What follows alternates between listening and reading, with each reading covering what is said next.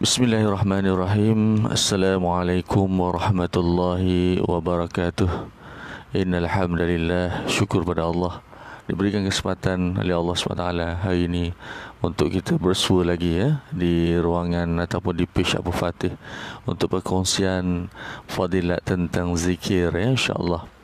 Baik, walau macam mana pun hamba mohon ampun dan maaf kerana semalam tak dapat untuk bersama kerana ada masalah sedikit, ada segi kesihatan kepala ada masalah sedikit. Allahumma salli ala Muhammad.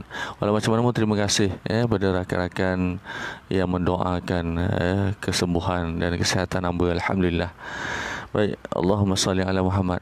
Baik, introduction kita, mukadimah kita ini sebelum tu insya-Allah, alhamdulillahirabbil alamin wassalatu wassalamu ala asyrafil anbiya'i wal mursalin sayyidina Muhammad wa ala alihi wa sahbihi ajmain. Rabbi shrah li sadri wa yassir li amri wa hlul 'uqdatam min lisani yafqahu qawli. Amin. Yafqahu qawli. Amin. Amma ba'. Tak, maaf dekat skering pagi ni. Allahumma salli ala Muhammad. Baik. Oh ya, alhamdulillah, syukur kita kepada Allah diberikan lagi peluang kepada kita untuk kita berada di bulan Syawal setelah kita berpuasa sebulan di bulan Ramadan. Kemudian kita diberikan lagi ganjaran oleh Allah SWT, bagi lagi bonus Allah Ta'ala Maha Pemurah lagi Maha Penyayang, itu tak dapat dinafikan dengan memberikan fadilat gandaan pahala pada bulan Ramadan dengan menggandakan pahala fardu kepada 70 kali ganda. Ada yang mengatakan riwayat mengatakan sehinggalah sampai ke 700 kali ganda. Manakala pahala menunaikan amalan sunnah ataupun amalan sunat akan digandakan ataupun akan mendapat pahala seumpama mengerjakan kefarduan ataupun amalan fardu. Kemudian Allah bagi lagi bonus malam Lailatul Qadar. Allahumma salli ala Muhammad. Lepas tu ini nak cerita ni lepas Syawal ni pula apabila masuk bulan Syawal, Allah bagi lagi ganjaran bonusnya setelah Allah berikan pengampunan kepada kita, Allah berikan tingkatan takwa kepada kita, kepada mereka-mereka yang berjaya melepasi madrasah Ramadan, mereka dikurniakan oleh Allah pengampunan dan tingkatan takwa di sisi Allah SWT.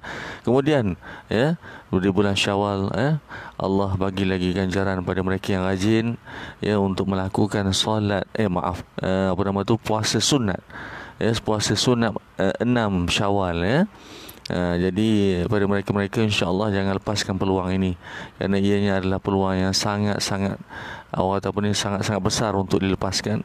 Ganjaran yang sangat besar. Kerana apa? Kerana Allah memberikan ganjaran seumpama berpuasa setahun dengan syarat puasa penuh lah. Bulan Ramadan puasa penuh cukup sebulan, kemudian ditambah dengan 6 hari bulan Syawal tak kisahlah sama ada nak buat straight setiap hari ataupun maknanya tidak miss satu, maknanya tiap hari lah Kalau katakan hari ni start hari ni hari Sabtu, Ahad, Isnin, Selasa, Rabu, Khamis sampailah 6 hari berturut-turut jadi itu boleh juga, sama ada nak selang-seli pun boleh, asalkan dikerjakan 6 hari dalam bulan Syawal. Itu je jadi ambillah peluang ini untuk kita laksanakan puasa apabila kita dah melakukan ataupun melaksanakan puasa di bulan Ramadan, insya-Allah tak susah pun sebenarnya kalau kita sambung untuk terus berpuasa di bulan Syawal.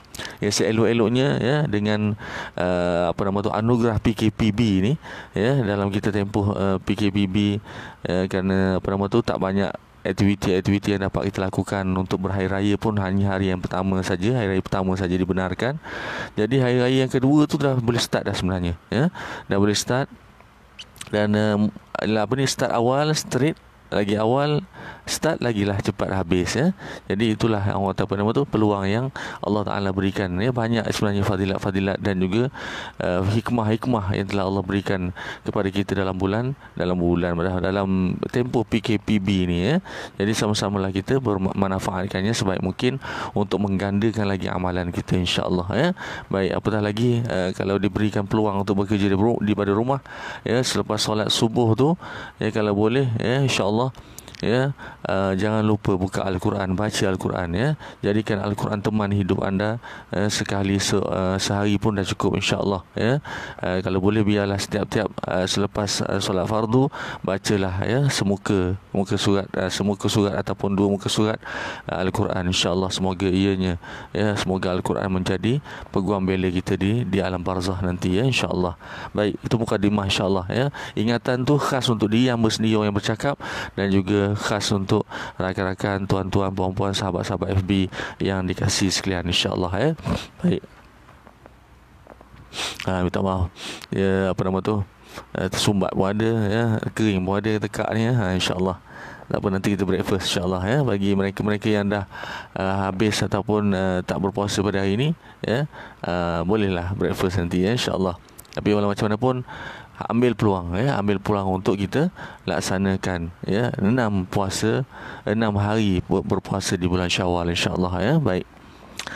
Untuk tidak membuang masa, insyaAllah, ya, kita teruskan dengan perkongsian kita yang seterusnya, yakni hadis yang ke-10 berkaitan zikir, ya, yang bertajuk ahli majlis zikir akan diseru oleh malaikat dari langit dengan berkata bahawa bangunlah, ya, keampunan untuk kamu. Subhanallah, ya. Baik.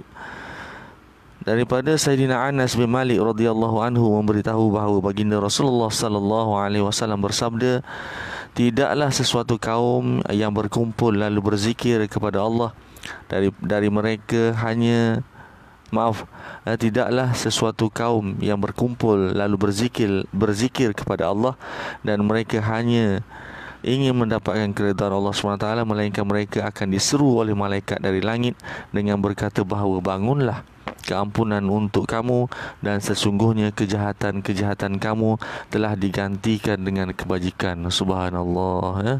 Hadis riwayat Imam Ahmad, Imam Bazar dan juga lain-lain, ya. Dalam riwayat Tabrani dan Sahil bin Hanzaliyah, ya, dan juga Baihaqi dari Abdullah bin Mughafal, ada tambahannya, ya, ada tambahan terhadap hadis ini, yakni tidaklah berkumpul satu kaum dalam satu majlis lalu mereka berpisah dari majlis itu tanpa berzikir kepada Allah SWT, kecuali majlis itu akan menjadi kerugian bagi mereka pada hari kiamat, ya. Allahu Rabbi subhanallah. Jadi itulah kalau kita buat majlis-majlis, ya, majlis-majlis kerakyatan, ya, contohnya majlis perkahwinan, ya, walimah pun boleh buat juga, ya, walaupun itu majlis walimah, ya, tapi mungkin boleh dipasangkan apa nama tu, zikir-zikir kepada Allah SWT, daripada kita pasang lagu-lagu yang tak apa-apa, ya, DJ yang diupah tu, ya, kita ingatkan pada mereka supaya pasangkan zikir-zikir, pasangkan selawat-selawat ke atas junjungan besar Nabi Muhammad sallallahu alaihi wasallam. InsyaAllah keberkatan lebih lagi sebenarnya kepada walimah itu, dan insyaAllah, ya, keberkatan terhadap majlis kita itu bukan hanya setakat itu saja, dan insyaAllah mungkin Allah akan kurniakan, ya, kemudahan terhadap pengantin itu sendiri, ya, untuk mendapat zuriat yang baik, dan kemudian untuk dipermudahkan perjalanan hidup dalam melayari rumah tangga, ya. Jadi Allahumma salli ala Muhammad. Majlis-majlis perlu kita hidupkan dengan zikrullah, dengan hidupkan dengan salawat ke atas junjungan besar kita Nabi Muhammad sallallahu alaihi wasallam. InsyaAllah banyak keberkatan yang akan menyusul selepas itu, ya. Sama ada kita perasan atau tidak, itu saja, ya, tetapi pastinya ada, ya, kerana itulah orang kata apa nama tu, keberkatan terhadap zikrullah, keberkatan terhadap selawat ke atas baginda Rasulullah SAW. Pasti akan ada faedahnya yang pasti, ya, yang pasti akan muncul, yang menjadi masalahnya sama ada kita perasan atau tak perasan, ya. Allah Rabbi subhanallah. Baik, keterangannya, ya. Baik, keterangan untuk hadis yang ke-10 ini, ya, agak panjang, insyaAllah. Mereka menyesal kerana majlis itu telah disia-siakan dan tidak mendatangkan sebarang keberkatan kepada mereka. Ada kemungkinan besar majlis itu akan menjadi asbab tertimpanya bala bencana ke atas mereka, ya. Disebutkan dalam sebuah hadis bahawa jika di sebuah majlis pesertanya tidak mengingati Allah dan tidak pula berselawat ke atas junjungan besar kita Nabi Muhammad sallallahu alaihi wasallam, maka mereka itu adalah seperti orang yang berpisah, orang yang berpisah dari keldai yang mati. Diterangkan dalam sebuah hadis yang lain yang maksud ini merupakan kifarah majlis, ya, maka hendaklah membaca doa tersebut pada penutup majlis, ya. Baik, ini apa nama tu, ada sebuah ada setengah hadis mengatakan bahawa perlu dibaca, ya, doa, ya, dalam majlis tersebut, menyebut bahawa doa tersebut adalah subhanallah wa bihamdihi, subhanallah wa bihamdihi, subhanakallahu wa bihamdika, wa asyhadu an la ilaha illa anta astaghfiruka wa atubu ilaih, ya. Ini tasbih kifarah lah, ya. Baik. Jadi apa nama tu, ianya seharusnya dibaca, ya, dalam setiap majlis untuk mendapat keberkatan daripada Allah SWT, agar tidak sia-sia majlis tersebut dan agar majlis tersebut, ya, tidak apa orang kata ni, Allahumma salli ala Muhammad, mendatangkan bala bencana, ya. Nauzubillah. Baik, ini suatu peringatan yang sangat baik, ya, untuk hamba sendiri juga, ya, insya-Allah, ya. Baik.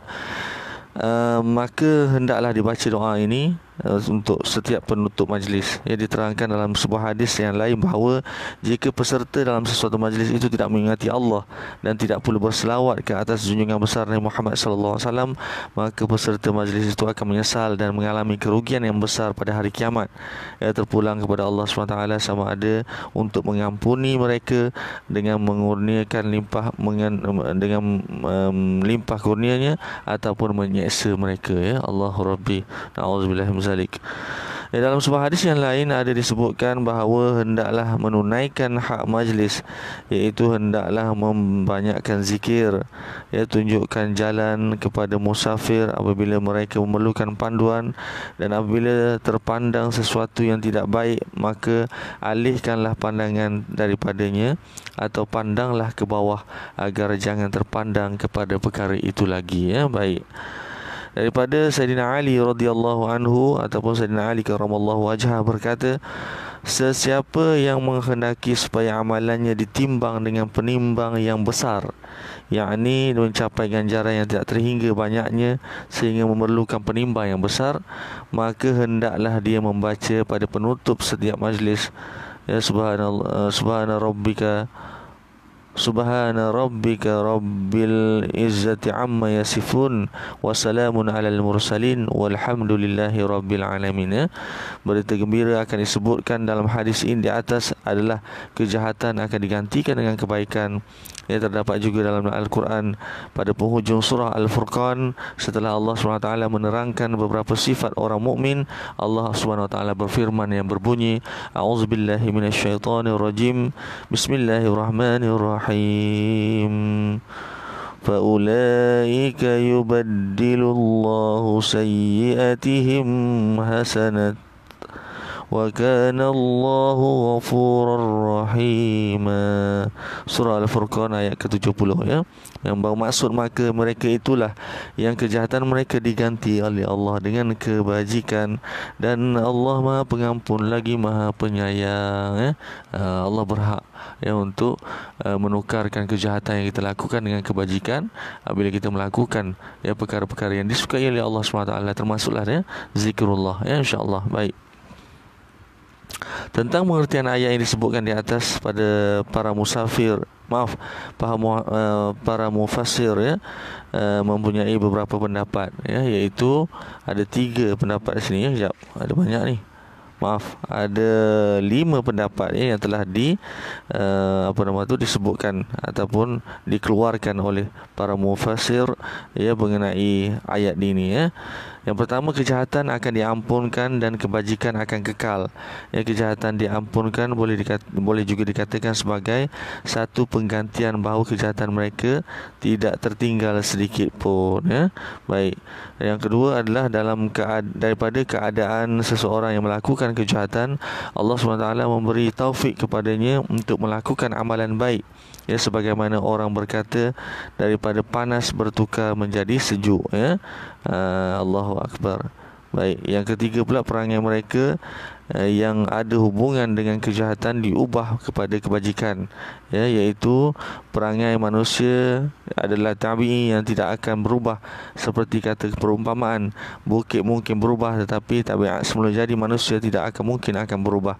Perumpamaan ini, perumpamaan yang sama juga disebutkan dalam sebuah hadis bahawa baginda Rasulullah sallallahu alaihi wasallam bersabda, jika kamu dengar bahawa sebuah gunung telah berubah ke tempat yang lain, maka bolehlah kamu membenarkan perkara itu. Tetapi sebaliknya, jika kamu mendengar bahawa tabiat seseorang itu berubah, maka janganlah kamu mempercayai perkara tersebut. Ya Allah Rabbi. Hadis ini menunjukkan bahawa perubahan tabiat manusia lebih sukar daripada perubahan kedudukan sebuah bukit. Ya, di sini timbul satu kemusykilan, iaitu jika begitu apakah yang dimaksudkan dengan mengislah tabiat manusia yang dilakukan oleh para ulama tasawuf dan juga ahli sufi. Jawapan kepada kemusykilan di atas ialah tabiat manusia tetap tidak berubah, tetapi yang berubah ialah hubungannya dengan sesuatu.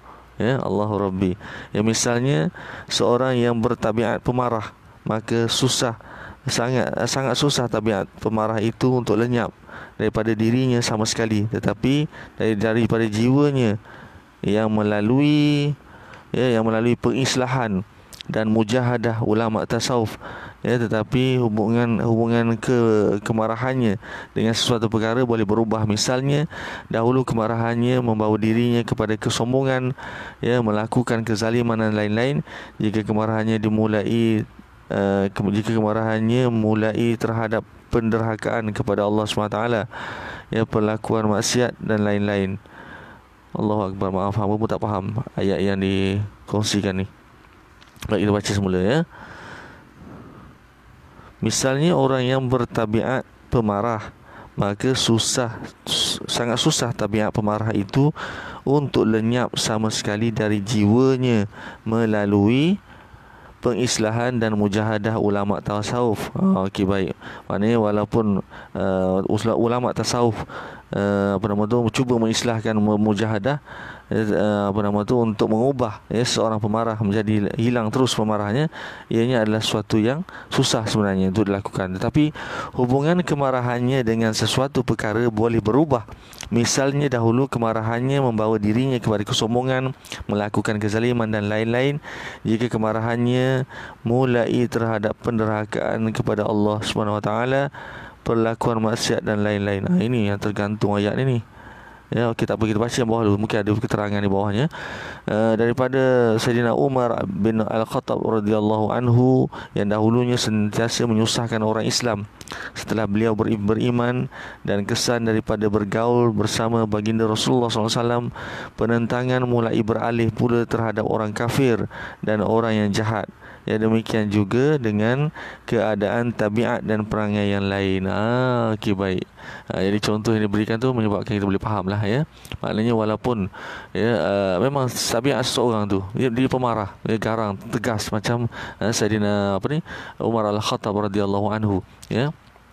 Pada mulanya ketegasan, dan juga keberanian dan juga kemarahannya itu berpihak kepada orang Islam. Maknanya dia memusuhi orang Islam. Tetapi apabila mendapat hidayah dan taufik daripada Allah, bergaul dengan baginda Rasulullah SAW, orang rapat, orang kiri Rasulullah, dan Allahumma salli ala Muhammad, dengan tarbiyah baginda Rasulullah SAW, akhirnya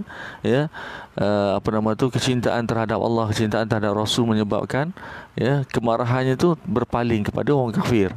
Kembali kepada orang kafir. Tapi masih lagi ada kemarahan, tetapi kemarahan diletakkan pada tempat yang betul, di tempat yang sepatutnya. Itu jadinya. Tapi itu kalau ikutkan penafsirannya mungkin dah berubah lah sebelumnya, sepatutnya. Bukan lagi kemarahan. Kemarahan jugalah. Cuma Allahumma salli ala Muhammad lebih kepada jihad sebenarnya, kan, jihad dan penentangan untuk menegakkan agama Allah, Allah Rabbi. Baik, kita pergi yang seterusnya. Okey, baik, ada lagi ya. Keterangan tersebut dengan jelas menunjukkan bahawa Allah SWT mengubah hubungan tabiat dan akhlak seseorang daripada melakukan kemaksiatan kepada membuat kebajikan. Ya, ini contoh yang telah ditunjukkan ya. Baik, itu yang pendapat yang ketiga.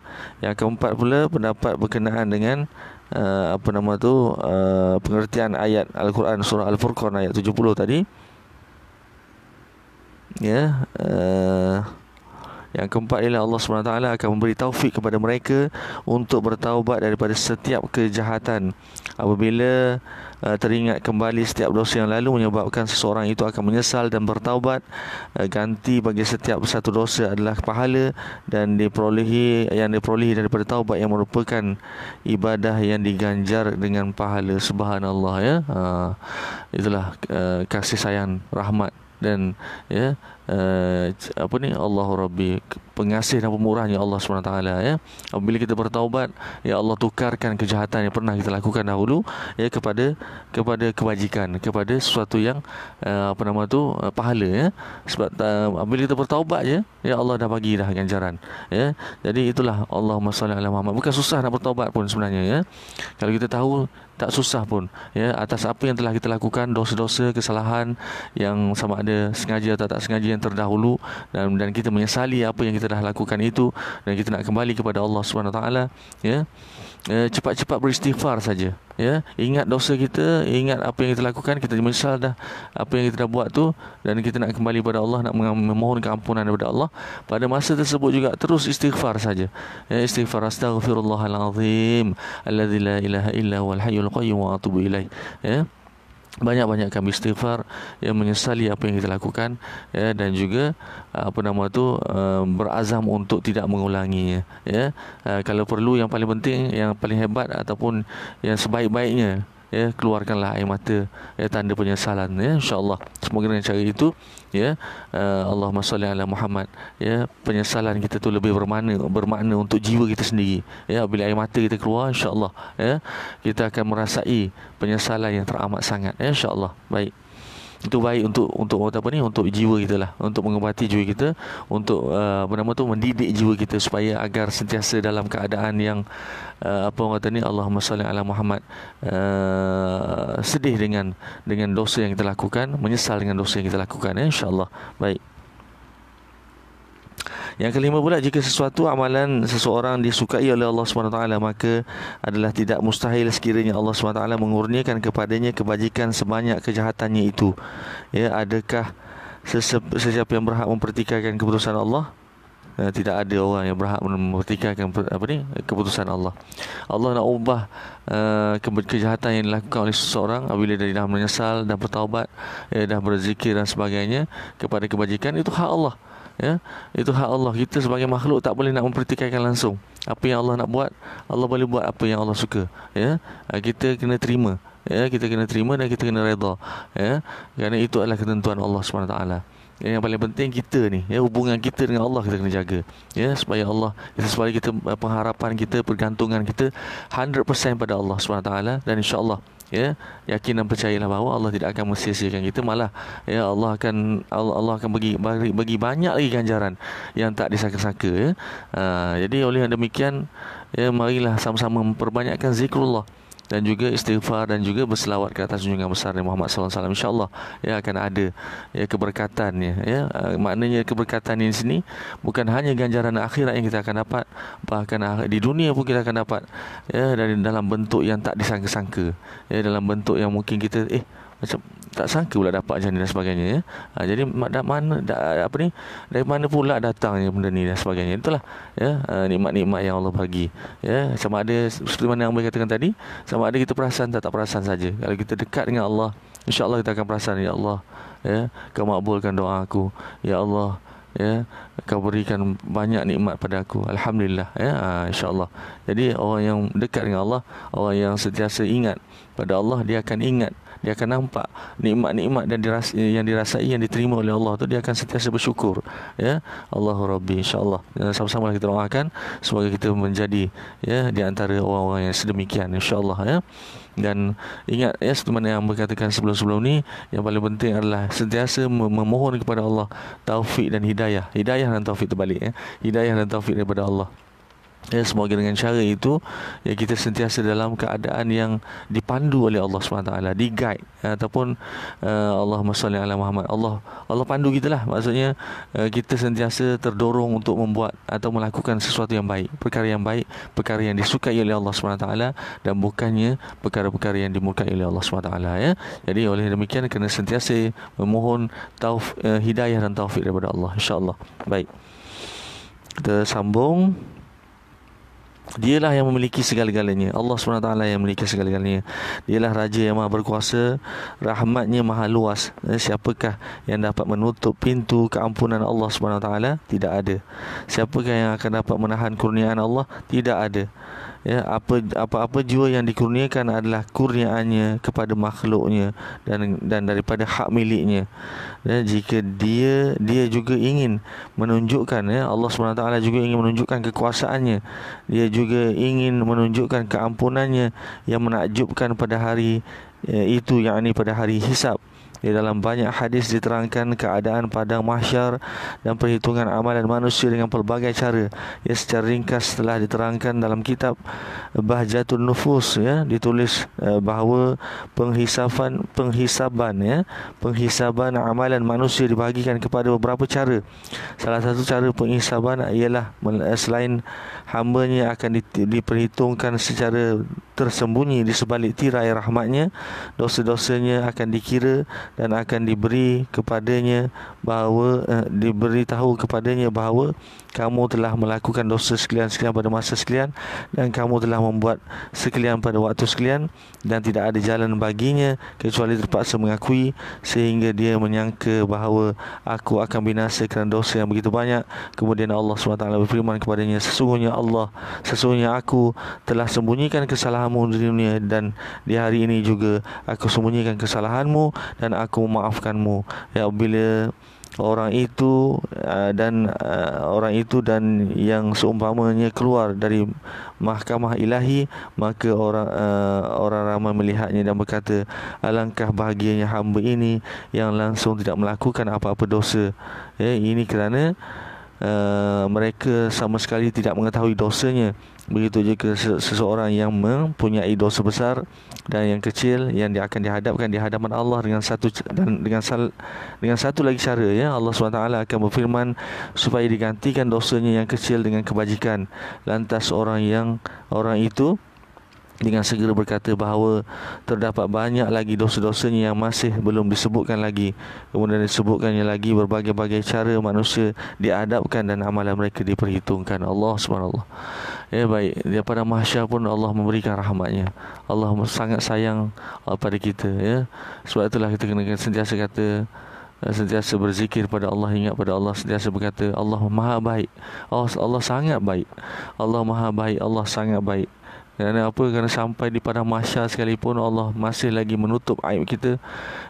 Allah panggil, salah satu cara perhitungan di padang mahsyar ini, Allah panggil kita. Allah, seperti mana yang pernah hamba kongsikan juga melalui kitab ini juga Islam, yang mana Allah akan panggil kita secara personal, one to one. One to one tu taklah kita melihat Allah, tidak, tapi dengan cara yang tak dapatlah nak digambarkan, tetapi dalam keadaan yang tertutup, mahkamah yang tertutup antara kita dengan, ataupun si fulan lah yang kata kita lah, kita kalau boleh kita nak minta dengan Allah SWT agar kita dipilih oleh Allah SWT untuk menjadi mereka-mereka yang masuk syurga tanpa hisab dan tanpa azab, Amin amin ya rabbal alamin. Baik, si fulan ini contohnya dipanggil oleh Allah SWT di padang mahsyar, kemudian ditutup tirai, ditutup tirai, dan berlakunya perbicaraan, dan Allah Taala akan tunjuk satu persatu dosa-dosa yang kita lakukan. Tetapi di samping itu juga, selepas Allah tunjukkan dosa-dosa yang kita lakukan, kita akui dan kita dah rasa macam si fulan tersebut lah, ya, orang itu pun dah rasa lain macam dah, mungkin dengan dosa-dosa yang dilakukan dia akan binasa, dia akan masuk neraka dan sebagainya. Tetapi oleh kerana rahmat dan kasih sayang Allah SWT, ya, Allah mengampunkan dia, ya. Jadi Allahu Akbar. Jadi ya Allah, subhanallah, tak dapat nak digambarkan betapa kasihnya Allah, sayangnya Allah, maha baiknya Allah itu. Ya, oleh itu kita sebagai hamba Allah ini, ya, yang berada dan masih lagi bernyawa, masih lagi bernafas, masih lagi diberi peluang kepada kita untuk bertaubat dan sebagainya, segera-segerakanlah bertaubat, ya, banyak-banyakkanlah berzikir, banyak-banyaklah melakukan ibadah, ya, tanda syukur kita. Ya, sebenarnya kita lakukan itu semuanya tanda syukur. Satu tanda, yang paling penting, yang paling utama adalah untuk mendapat redha dan kasih sayang Allah SWT. Ya, kemudian di samping mencari redha dan kasih sayang Allah SWT, itu objektif utama kita. Di samping itu kita nak menyatakan, menzahirkan kesyukuran kita terhadap nikmat yang banyak yang telah Allah berikan kepada kita dalam dunia, dan kasih sayang yang telah Allah tunjukkan melalui kitab Allah, ya, Al-Quran, dan hadis yang diceritakan oleh baginda Rasulullah SAW tentang kasihnya Allah kepada kita. Sehingga sampai kepada mahsyar pun Allah masih lagi, ya, mengampunkan dosa kita, dan Allah masih lagi menjaga aib kita, ya. Bercerita pasal aib pun menarik juga. Allahumma salli ala Muhammad. Ya, hamba pun sebenarnya Allahumma salli ala Muhammad, sebenarnya agak terkejut lah, ya, pada semua, tak kisahlah siapa-siapa sajalah, ya, sama ada orang yang kenamaan ke, orang yang tak terkenal ke, orang terkenal ke, jangan sesekali membuka aib anda sendiri, ya. Sama ada ianya adalah untuk tujuan Allahumma salli ala Muhammad, dengan niat mungkin nak beri pengajaran pada orang, tak payahlah, ya, insya-Allah, ya, cuba elakkan, kerana Allah akan jaga aib kita selagi kita menjaga aib kita, ya. Allahumma salli ala Muhammad. Kita ni pun kalau Allah tak jaga aib kita, banyak perkara-perkara yang apa nama tu, yang banyak dah, perkara-perkara yang tak elok dah semua orang tahu, ya. Jadi oleh kerana Allah jaga aib kita selagi kita menjaga aib kita, jadi oleh demikian jagalah aib kita. Janganlah dengan adanya sekarang ni, ya, dengan adanya teknologi ni, kita bongkarkan cerita-cerita tentang aib keluarga kita, tentang aib ahli keluarga kita, terutama sekali bonda kita. Ya, jangan, ya, tak payahlah, ya. Allahu Akbar. Mungkin boleh buat satu penceritaan yang berbeza, ya, mungkin boleh katakan ianya tentang seseorang, ya, jangan disebut namanya, jangan disebut orangnya, ya. Cukup sekadar itu kalau ingin bercerita untuk memberi pengajaran kepada orang. Tak payahlah kata ini memang saya sendiri yang buat, contohnya lah, ya, tak payah, ya. Nanti datang satu perasaan dalam hati bangga dengan kejahatan yang dilakukan, auzubillah, maka lagi teruklah, ya, apa nama tu, Allahumma salli ala Muhammad, ya, balasannya terhadap diri kita, auzubillah, ya. Oleh demikian, ya, jagalah apa-apa yang kita dah buat sebelum ini, ya. Kita dah pernah melakukan dosa, ya, kita bertaubat pada Allah, ya, tapi kita jangan buka aib kita. Biar antara kita dengan Allah saja yang tahu, ya, antara kita dengan Allah saja yang tahu dosa-dosa yang pernah kita lakukan dahulu. Yang paling penting itu dosa antara kita dengan Allah lah, ya. Kalau dosa kita dengan manusia, kita kena minta maaf, ya, dengan manusia, ya, kerana Allah tak akan memaafkan kita jika manusia, orang yang kita zalimi itu, ataupun orang yang kita berbuat dosa tersebut tak memaafkan kita, ya. Jadi itu lain cerita, ya. Tapi tak perlu buka aib juga, ya. Mungkin boleh bercerita sekadar yang perlu, ya, selagi dia boleh maafkan, dia maafkan. Kalaulah dia tak boleh maafkan, ya, kalau dia nak tahu cerita panjang lebar, kita terpaksalah cerita. Tapi itu antara kita dengan dia lah, ya. Tapi cerita yang tidak mengaibkan lah, kalau boleh sorok lah, ya. Allahumma salli ala Muhammad. Sebab aku tengok sekarang ni Allahumma salli ala Muhammad, ya, ramai yang membuat wawancara di live di media sosial ni, kadang bercerita tentang aib sendiri, ya, dengan niat, ya, katanya nak memberi apa nama tu, Allahumma salli ala Muhammad, nak memberi kesedaran, nak memberi pengajaran kepada orang lain agar tidak berlaku pada orang lain. Tak boleh, ya, jangan, sebab aib itu tak boleh. Kalau nak cerita tu seperti mana awak katakan tadi, ubah cara penceritaan tersebut, ya, mungkin ubah watak tersebut pada orang lain yang tak disebut nama, yang tak diketahui identitinya. Jadi dengan cara itu pengajaran akan dapat benda yang sama juga, ya. Cuma aib tu tak terbuka, itu yang paling penting, ya, insya-Allah. Baik, kita teruskan, ya. Allahumma salli ala Muhammad. Kat mana tadi? Dekat pada mahsyar ya. Allahumma salli ala Muhammad. Allahu akbar. Okey. Oh, okey, baik. Itulah tadi ya. Allahu akbar. Kita sambung balik. Rasanya dah habis keterangan tadi. Kemudian disebutkan lagi dalam berbagai-bagai cara. Okey, terdapat satu kisah dalam sebuah hadis baginda Rasulullah SAW bersabda, aku mengenali orang yang akhir sekali dikeluarkan dari neraka. Ini di antara kisah yang famous ya. Kisah yang masyhur ya, tentang apa nama tu, orang yang terakhir keluar daripada neraka Allah ya. Baik. Mana dia akan transform daripada neraka, alhamdulillah, bukan transform, maaf. Dia akan migrate, akan berpindah daripada neraka Allah, akan masuk ke syurga Allah. Kisah ini memang masyhur dan sangat menarik sebenarnya kalau apa nama tu, kalau kita dapat kongsikan secara perinci ya, terperinci. Ya, Allahumma salli ala Muhammad. Baik. Baginda Rasulullah SAW bersabda, aku mengenali orang yang akhir sekali dikeluarkan daripada neraka dan yang paling akhir akan dimasukkan ke dalam syurga Allah ya. Seorang akan dipanggil dan akan diperintahkan kepada malaikat. Ya, sekarang jangan sebut dosanya yang besar. Hadapkan di hadapannya dosa-dosa yang kecil saja. Oh, maaf kejap ya. Aku mengenali ya, sabda baginda Rasulullah SAW, aku mengenali orang yang akhir sekali dikeluarkan daripada neraka dan yang paling akhir yang akan dimasukkan ke dalam syurga. Seorang akan dipanggil dan akan diperintahkan kepada malaikat. Sekarang jangan sebut dosanya yang besar. Hadapkan di hadapannya hanya dosa yang kecil sahaja. Setiap satu dosa akan disoal. Dia akan disoal tentang dosanya dan diberitahu masa dosa itu dilakukan. Dia tidak dapat mengingkari dosanya itu, malahan dia akan mengakui satu persatu dosanya. Lantas Allah Subhanahu Wa Taala berfirman, tukarkan dosa-dosa hamba ini kepada kebajikan. Maka dia pun dengan segera akan berkata, masih banyak lagi dosaku yang masih belum disebutkan. Dalam menceritakan kisah ini, baginda Rasulullah SAW juga turut tersenyum ya.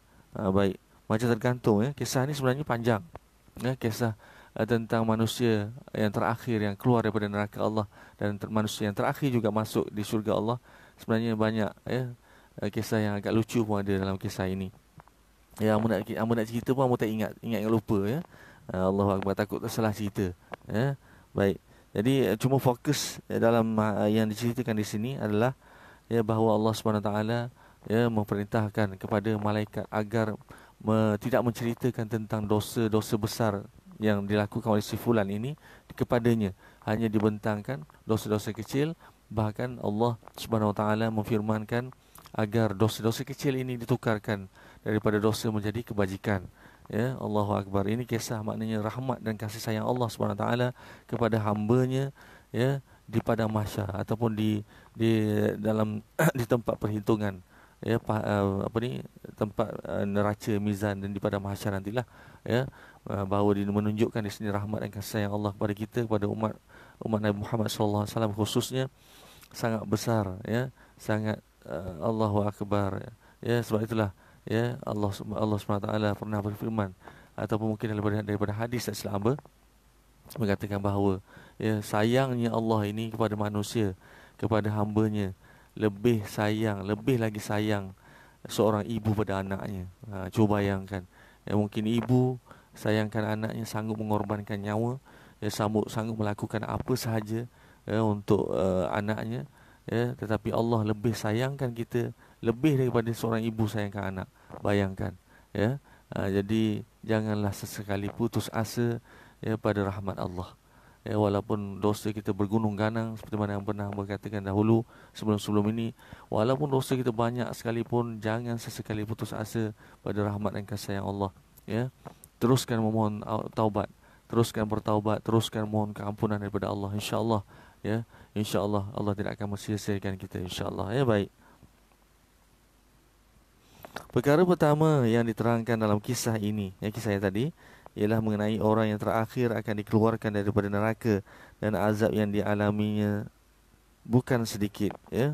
Sebab memang orang yang terakhir dalam keluar daripada neraka, maknanya duduk dalam neraka itu terlalu lama sangat-sangat lama. Allahu Rabbi, subhanallah, ya. Baik, yang tak dapat dibayangkan. Kedua, adakah diketahui siapakah yang berbahagia dengan yang dosanya digantikan dengan kebajikan? Oleh itu, di samping berharap kepada Allah yang Maha Esa, hendaklah seseorang itu berterusan memohon rahmat Allah SWT, kerana ini membuktikan kehambaannya, ya. Baik, kita sebagai hamba Allah, memang Allah akan bagi pengampunan pada kita, Allah akan bagi nikmat pada kita semestinya, ya. Tetapi adab seorang hamba, ya, adab seorang hambanya kita perlu minta, ya. Kita perlu minta. Jangan pula nak tunggu Allah, ya, Allah bagi. Betul, memang Allah akan bagi, tak dinafikan Allah akan bagi, ya, nikmat dan rahmat, kasih sayang dan juga pengampunan dan sebagainya, ya. Tetapi adab kita sebagai hamba Allah, ya, kita yang perlu minta, ya. Seseorang yang di bawah ataupun seseorang yang berstatus hamba, ya, perlu minta, ya. Contohnya, ya, kalau seseorang, Allahumma salli ala Muhammad, seorang ibu dan anak, ataupun ayah dan anak, ya. Ayah tu sebenarnya dah memperuntukkan dah duit sebenarnya untuk belanja anak sekolah, ya. Kadang-kadang ayah memang dah simpan dah. Kalau anak tak minta pun akhirnya akan bagi, ya. Sebelum anak pergi sekolah dia akan bagi, ya. Tapi adab seorang anak tu eloknya pergi minta, ya. Ayah nak duit sikit, betul, ayah akan bagi sebab memang dah ada allocation untuk anak yang tersebut.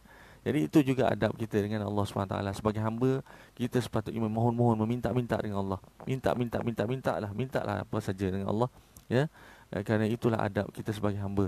Dan insya-Allah Allah Maha Pemberi, ya, Allah Maha Pemurah lagi Maha Penyayang, ya, insya-Allah. Baik.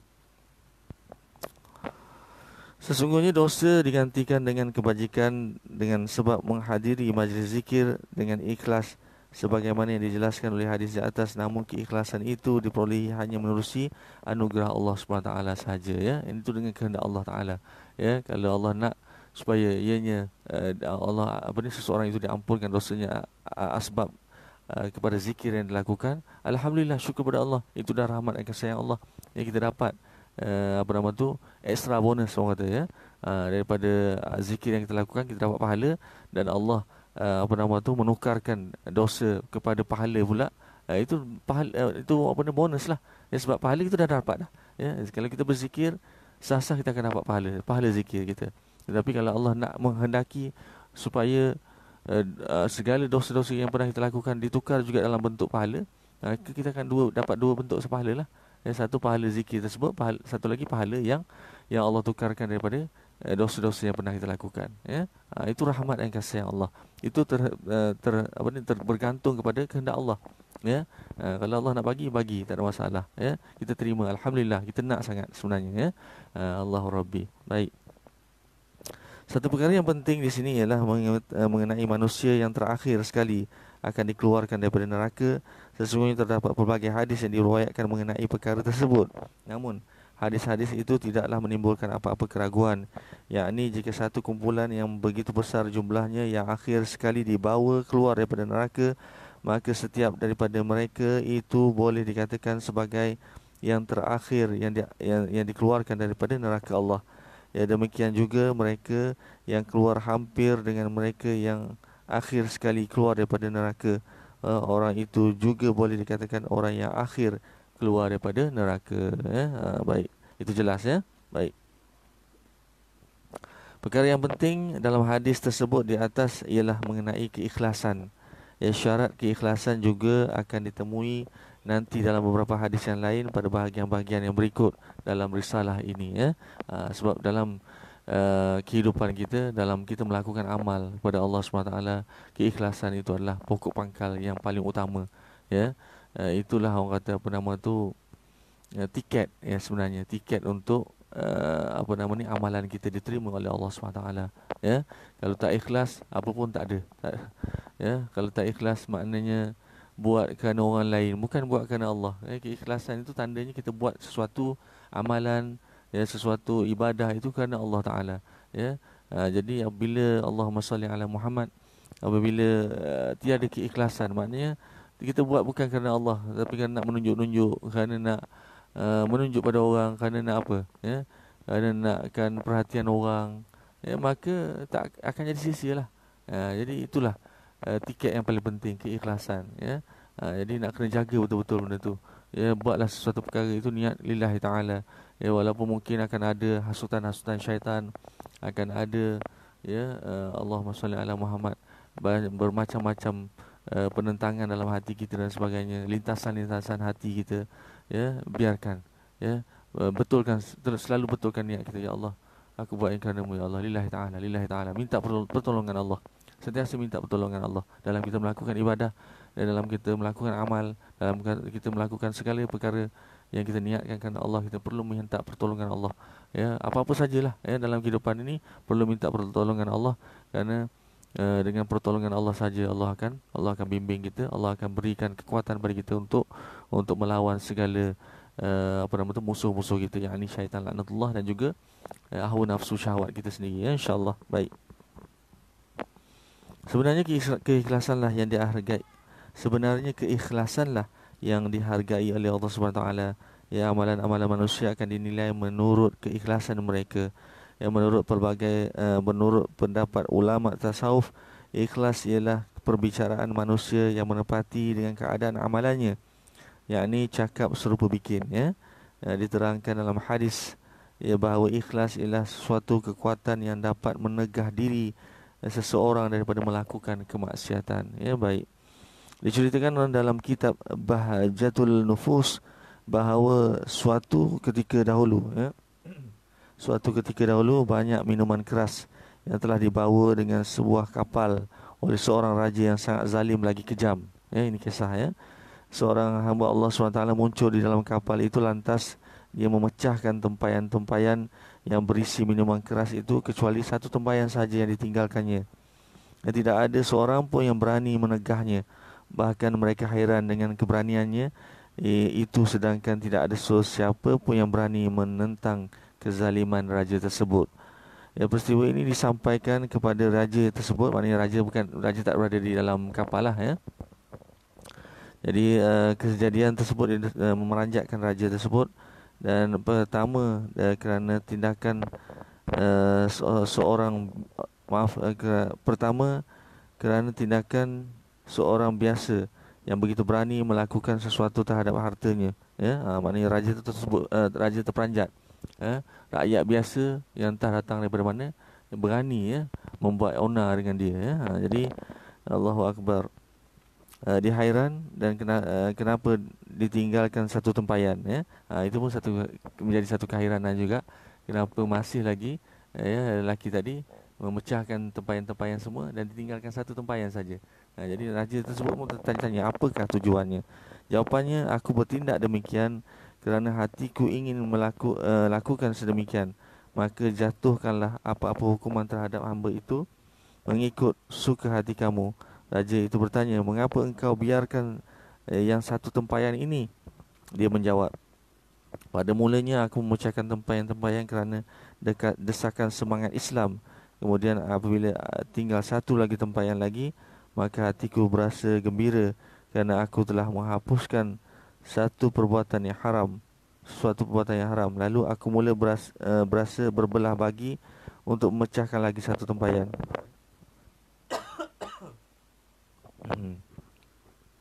Tak maaf, ya. Pergi pula tekak. Allahumma salli ala Muhammad. Lalu aku mula berasa berbelah bagi untuk memecahkan satu lagi tempayan ini, kerana mungkin perbuatan itu akan dilakukan untuk memuaskan kehendak hati. Lantaran itulah aku tinggalkan tempayan satu lagi itu. Lantas raja berkata, lepaskanlah dia kerana dia dikuasai oleh nafsu syaitan. Allahu Rabbi, subhanallah, ya.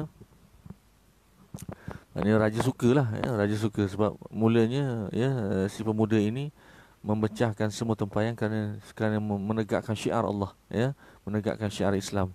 Tetapi yang terakhir dia tidak memecahkan tempayan tersebut kerana apa? Kerana dia tiba-tiba rasa ada Allahu Akbar, alhamdulillah. Tiba-tiba dia merasakan seolah-olah ada hasutan lah, ya. Dia hatinya berbelah bagi untuk memecahkannya, ya. Maknanya dia berhenti untuk memecahkan tempayan tersebut kerana telah berjaya dihasut oleh syaitan laknatullah. Jadi Allahumma salli ala Muhammad. Sebab itulah raja ni suka, seronoklah, oleh kerana dia dah dia dah dihasut oleh syaitan. Jadi lepaskanlah dia. Allahu akbar. Ya.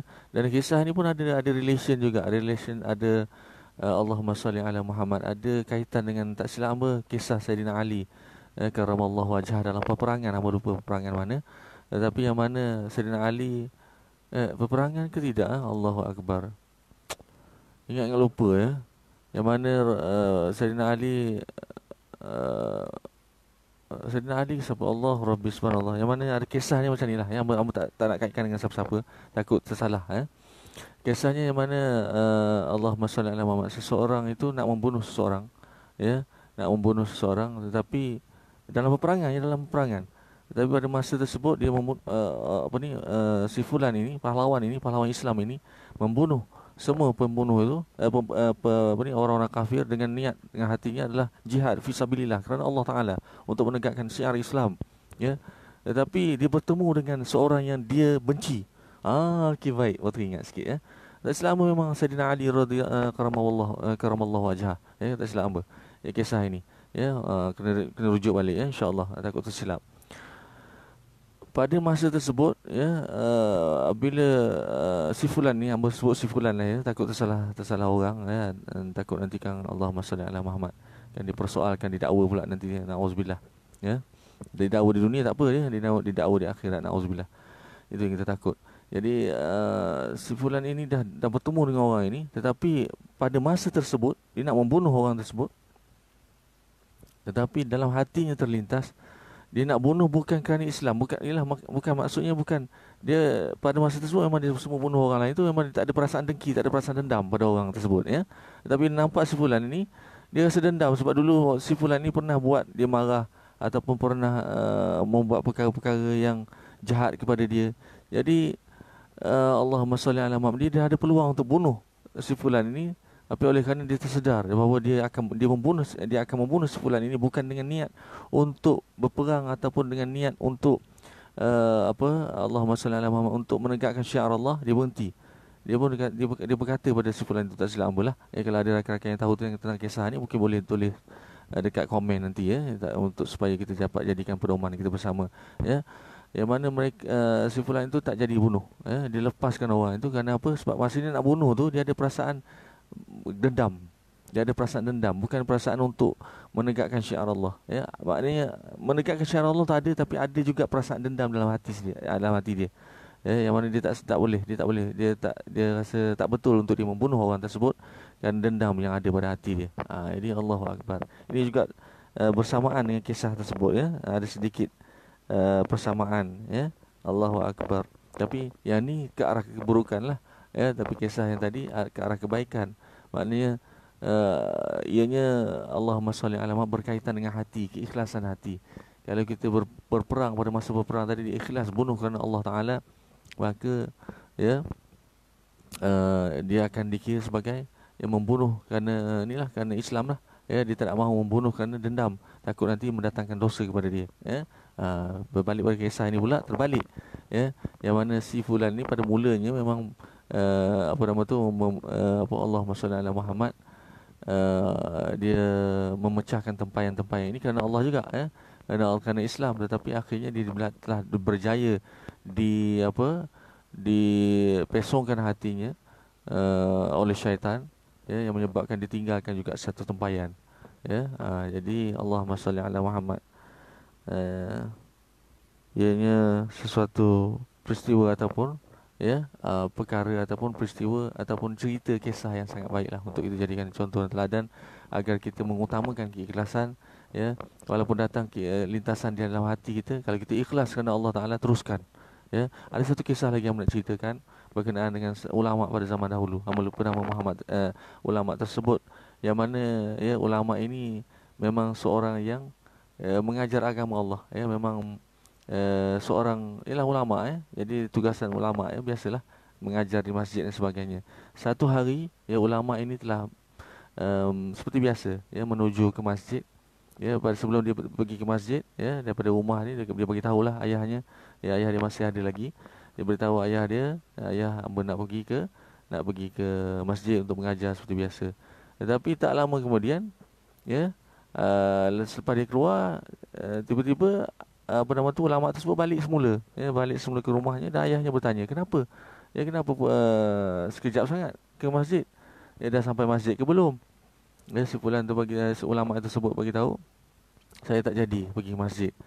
Saya patah balik. Kenapa? Dalam perjalanan, saya terasa macam ada perasaan wujud, ada perasaan riak dalam hati saya. Saya mengajar agama, macam saya nak menunjuk-nunjuk. Dia rasa macam tu.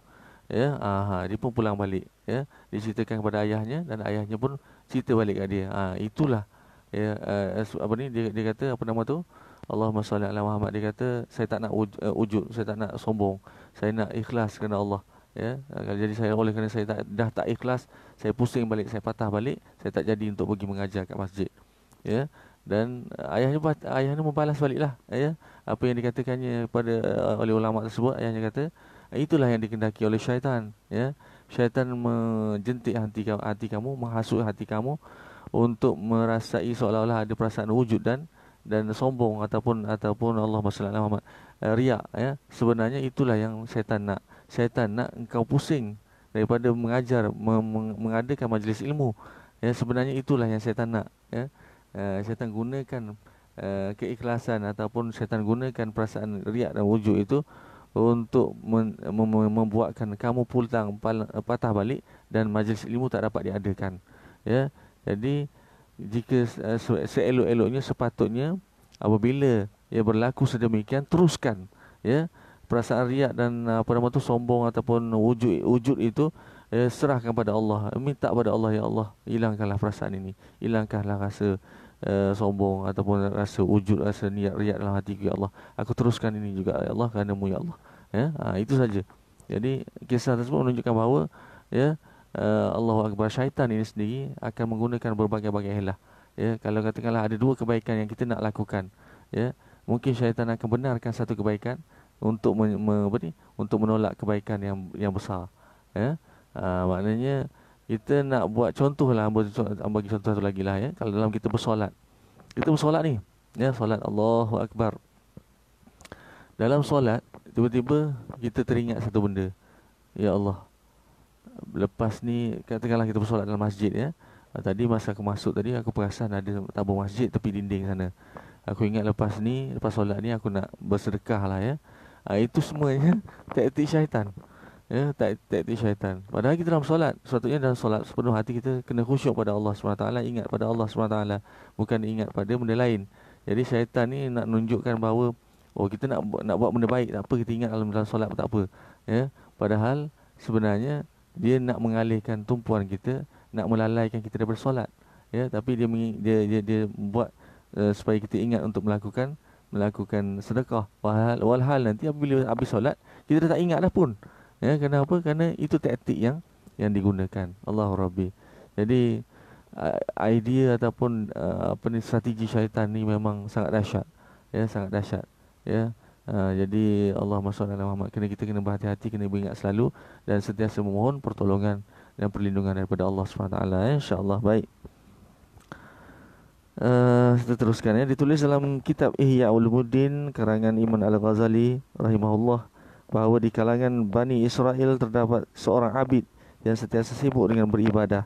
Satu rombongan manusia telah pergi kepadanya dan berkata, di sini ada satu kaum yang menyembah sebatang pokok. Setelah mendengar berita itu, si abid ini, si abid itu tuan-tuan tahu kot, abid itu maknanya orang yang kuat beribadah, kuat beribadah. Si abid ini mulai marah, maka dia pun pergi mengambil sebilah kapak dan diletakkan di atas bahunya, lalu pergi hendak untuk menebang pokok yang disembah oleh orang, segolongan kaum tersebut. Dalam perjalanannya, dia berjumpa dengan syaitan yang berupa seorang tua, lalu bertanya kepada si abid, engkau nak pergi mana?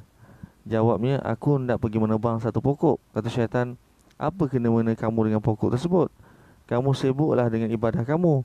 Kamu telah tinggalkan ibadah kamu untuk satu perkara yang sia-sia. Kata syaitan tersebut pada si abid ni lah.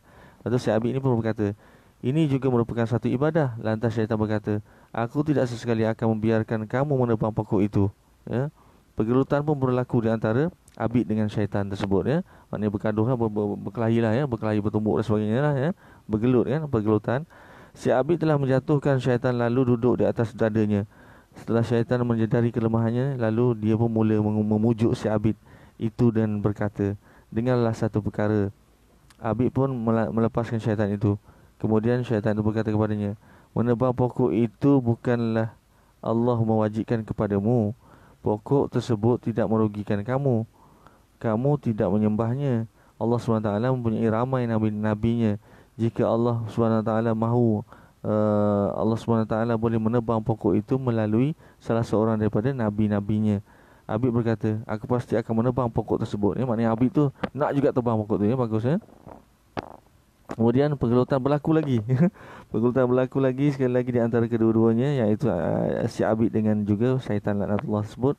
Dan si Abid berjaya menjatuhkannya lagi dan duduk di atas dadanya. Dan lalu syaitan pun berkata, dengarlah, kini satu kata putus yang akan menguntungkanmu. Abid tersebut pun kata, beritahulah kepadaku. Kata syaitan, kau seorang yang miskin dan menjadi beban kepada masyarakat. Kau tinggalkan satu kerja ini, nescaya aku berikan kepada engkau 3 dinar wang emas pada setiap hari. Dan setiap hari kamu akan memperolehi wang tersebut yang telah tersedia diletakkan di bawah bantal kamu. Yang melalui wang tersebut, kamu dapat menyempurnakan keperluan kamu, juga dapat membantu kaum keluarga kamu. Malah kamu dapat membantu orang fakir miskin dan dapat menggunakannya untuk mengerjakan amalan yang mendatangkan pahala. Dengan menebang pokok itu, kamu hanya akan memperolehi 1 pahala saja. Itu pun sia-sia kerana mereka akan menanam pokok yang lain pula untuk disembah. Si Abid mulai faham dan telah menerima tawaran syaitan tersebut. Allahu Akbar. Sungguh menyedihkan. Ya, sungguh kesian dan sangat menyedihkan ya. Selama 2 hari si Abid memperolehi wang tersebut. Pada hari yang ketiga, dia tidak memperoleh apa-apa. Dengan perasaan marah, sekali lagi si Abid mengambil kapak lalu pergi untuk menebang pokok itu. Dalam perjalanannya itu, dia pun berjumpa lagi dengan orang tua itu, ya, dan orang tua itu berkata, kamu nak ke mana? Kata si Abid, aku hendak pergi menebang pokok itu. Orang tua itu berkata, kini kau tidak berdaya menebang pokok itu. Orang tua itu atau syaitan itu berkatalah, kini kau tidak berdaya menebang pokok itu. Kedua-duanya itu pun bergelut lagi, bergelut lagi. Kisah menarik ni ya. Kedua-duanya pun bergelut lagi. Kali ini orang tua itu berjaya mengalahkan si Abid. Dia berjaya menjatuhkan si Abid dan duduk di atas dadanya. Si Abid sangat hairan lalu bertanya, apakah sebabnya kamu berjaya mengalahkan aku pada kali ini? Orang tua itu menjawab, dahulu kamu marah semata-mata kerana Allah. Allahu Akbar ya. Sebelum ini dia marah kerana Allah. Oleh itu Allah SWT akan membuatkan aku kalah ya. Syaitan tu kata ya. Syaitan tu kata, dulu kau marah kerana Allah ya. Kau marah kerana nak tebang pokok tu kerana Allah ya. Jadi Allah berikan kekalahan kepada aku. Syaitan tu kata ya. Maknanya lebih kurang macam itulah. Tetapi ya, apabila sekarang ni kau telah kalah, kau telah menerima tawaran aku ya. Kau buat pun bukan kerana Allah, kau buat kerana kau tak dapat duit. Ya, macam tu ya. Kau tak dapat duit hari yang ketiga tu, kau marah sangat. Lepas tu kau buat, kau bergelut dengan aku. Jadi kau dah tak buat itu kerana Allah. Keikhlasan tak ada pada hati kau lah. Ya, kau tak ada keikhlasan sudah. Jadi apa nama tu? Allah tak memberikan kekalahan kepada aku ya. Macam itulah lebih kurang ya. Sebaliknya pada kali ini niat kamu semata-mata kerana duit, kerana dinar. Oleh itu kali ini engkau yang kalah. Sesungguhnya perbuatan yang dikerjakan kerana Allah SWT mempunyai daya kekuatan yang hebat. Betul ya? Sesuatu yang kita buat ikhlas kerana Allah Ta'ala, pasti akan ada kekuatan yang tak disangka-sangka ya. Memang Allahumma salli ala Muhammad. Memang Allah akan bantu. Allah akan bantu. Kadang-kadang kita pembantuan itu tak datang dengan secepat segera ya, on the spot. Tetapi bantuan Allah akan datang secara mungkin berperingkat-peringkat dan mungkin secara tanpa kita sedari ya. Tapi kita kena yakin bahawa setiap perkara ataupun setiap sesuatu yang kita lakukan lillahi ta'ala, kerana Allah Ta'ala, apatah lagi memperjuangkan agama Allah ya, memperjuangkan syiar Allah, syiar Islam, insya-Allah Allah akan bantu ya. Kita tengok sekarang ni lah ya. Kejayaan mungkin tak datang immediately, tidak ya. Tetapi Allah akan bagi juga kejayaan kepada kebenaran ya. Kebenaran itu akan datang bersama kejayaan ya. Jadi mungkin cepat atau lambat, ya, dan Allah mungkin nak tengok kita, ya, sama ada kita masih lagi bersabar, masih adakah kita masih lagi meminta-minta, ya, pertolongan Allah, ya. Jadi oleh yang demikian dalam kehidupan, ya, selagi kita bernafas, ya, mujahadah dalam perjuangan untuk menegakkan syiar Islam dalam hati kita, dalam diri kita, dan juga menegakkan syiar Islam dalam keluarga kita, ya, dalam keluarga kita, dan juga menegakkan syiar Islam di sekeliling kita, daripada jiran-jiran kita, insya-Allah, ya, pada apa nama tu, ahli qariah kita dan sebagainya. Itu semua memerlukan kesabaran dan memerlukan pertolongan daripada Allah SWT, dan kena istiqamah, insya-Allah, ya. Yang paling penting adalah mulakan dan istiqamah, dan apa, dan sentiasa mengharapkan bantuan daripada Allah, dan minta. Jangan mengharapkan saja tapi tak minta, ya, minta pertolongan Allah SWT, insya-Allah Allah akan bantu. Baik, rasanya hari ini kita Allahumma salli ala Muhammad habis untuk hadis yang ke-10 saja, kerana keterangannya sangat panjang dan kisah-kisahnya pun sangat menarik untuk kita selusuri. Ya, kisah-kisah sebenarnya yang berlaku pada zaman-zaman yang sebelum-sebelumnya, zaman tabi'in, zaman tabi'in, dan zaman-zaman ulama-ulama yang hebat-hebat. Memang sangat banyak kisah-kisah yang menarik untuk kita perolehi ataupun kita dengari, dan banyak pengajaran yang dapat kita perolehi juga, ya. Apatah lagi kisah-kisah yang daripada para sahabat pun dah kalau ikutkan dah cukup, ya, untuk kita dengar dan dapatkan pengajaran, dan kita boleh jadikan mereka sebagai idola kita dalam kehidupan, di samping idola agung kita, yakni baginda Rasulullah sallallahu alaihi wasallam yang kita cintai, insya-Allah. Baik, berasa setakat itu sahaja dahulu perkongsian kita untuk kali ini, insya-Allah. Semoga amat ada manfaat, ya, yang dapat kita apa nama tu perolehi, ya, dalam perkongsian kita kali ini. Alhamdulillah, syukur pada Allah. Masa yang panjang sedikit, tak panjang pun, lebih kurang je kot, tapi apa yang paling penting, semoga ada manfaat yang dapat diperolehi di antara kita bersamalah, ya, manfaat daripada untuk dia yang sendiri, orang yang bercakap, dan juga untuk rakan-rakan, tuan-tuan, puan-puan, cik-cik, ya, ataupun sahabat-sahabat yang dikasihi sekalian, insya-Allah. Baik, sekarang itu saja dahulu, hamba sudahi dulu. Hamba sudahi dulu. Seperti biasa, ya, segala yang baik, yang sempurna itu datang daripada Allah SWT. Yang kurang, yang lemah, yang silap, semua datang daripada kelemahan, kekurangan dan kesilapan hamba sendiri, makhluk yang hina, makhluk yang lemah. Dan hamba mohon ampun dan maaf, ya. Oleh demikian, hamba mohon ampun dan maaf daripada hujung rambut hingga hujung kaki, di atas kesilapan bahasa, di atas kesilapan kata, di atas terkasar bahasa, terkasar kata, dan segala-galanya lah yang mungkin silap, insya-Allah, ya. Apapun, terima kasih di atas perhatian yang diberikan. Terima kasih kalau ada rakan-rakan yang share, kalau ada rasa ianya bermanfaat, minta tolong share lah, ya. Minta tolong share untuk manfaat ini dapat kepada semua rakan-rakan yang lain, insya-Allah. Ya, baik. Sekarang itu saya dahulu, ya. Apa tu, aqulu qauli hadza wa astaghfirullahal azim li wa lakum. Wassalamualaikum warahmatullahi wabarakatuh. Insya-Allah jangan lupa tasbih kifarah, ya, subhanallah wa bihamdihi, asyhadu an la ilaha illa anta wa astaghfiruka wa atubu ilaik. Dan kita sudahi dengan apa nama tu, Allahumma salli ala Muhammad, surah wal asri, ya. Bismillahirrahmanirrahim. Innal insana lafi wal asri innal insana lafi khusr illa alladziina amanu wa 'amilus shalihat wa tawassaw bil haqq wa tawassaw bis sabr. Baik, itu saja dahulu. Terima kasih, terima kasih, terima kasih, terima kasih selama-lamanya. Terima kasih. Assalamualaikum sekali lagi. Terima kasih.